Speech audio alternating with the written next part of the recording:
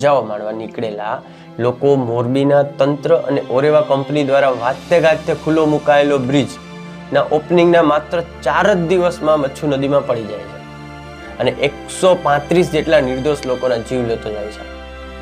ત્યારે પ્રજામાં ભારે રોષ હતો।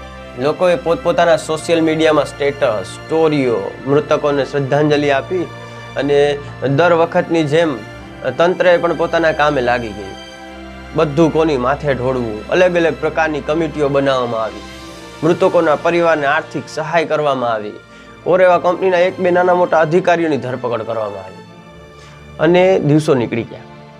જેમ જેમ દિવસો નીકળતા ગયા એમ લોકો ભૂલતા ગયા।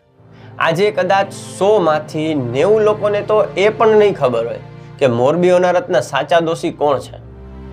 જે કમિટી બનાવવામાં આવી હતી તેની તપાસ ક્યાં પહોંચી છે અને આ બધા કરતા પરિવારોનું શું, જેમને